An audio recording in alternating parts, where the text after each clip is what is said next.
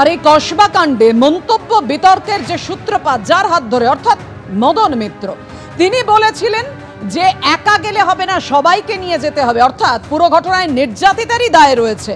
সেই ঘটনায় শোকজ করে দল এবং তারপর ক্ষমা চেয়ে দুঃখ প্রকাশ করে দলের রাজ্য সভাপতিকে, অর্থাৎ তৃণমূলের রাজ্য সভাপতির কাছে ক্ষমা চেয়েছেন মদন মিত্র। আমার মন্তব্যে দলের ভাবমূর্তি ক্ষতিগ্রস্ত হওয়ায় লজ্জিত ও ক্ষমা প্রার্থী। মমতা বন্দ্যোপাধ্যায় দলের প্রতি আমার আস্থা অটুট। দল পদক্ষেপ করলেও আমি দল ছাড়ব না। দলের শোকজে ক্ষমা চেয়ে চিঠি কামারহাটির তৃণমূল বিধায়কের।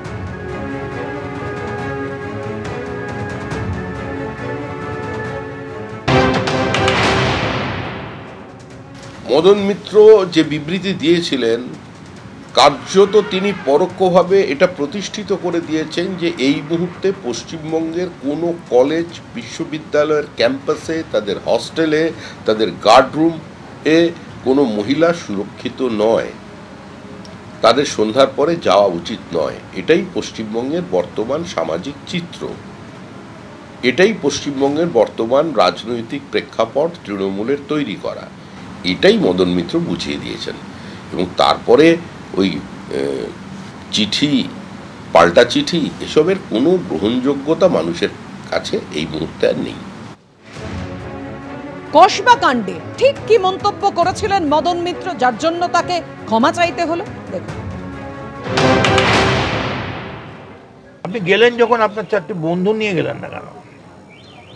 আপনার মা বাবাকে নিলেন না? আপনাকে বলেছে মেয়েদের বিভাগের সাধারণ সম্পাদক করবে, এইটা হওয়ার জন্য আপনি গেলেন কেন?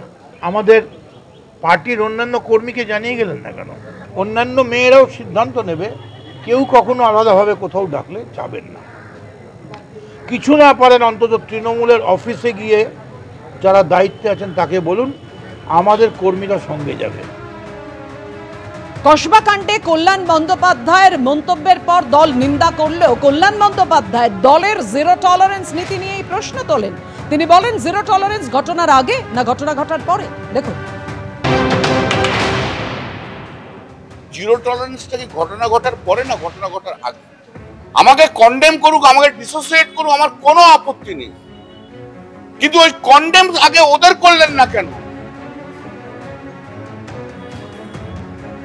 সেই দিন কন্ডেম করলেন না কেন? কেন এনকোয়ারি এখনো স্টার্ট হয়নি? ওনার ওপর নেতাকে, কার ওপর নেতাকে, কার আশীর্বাদে এরকম হয়েছে?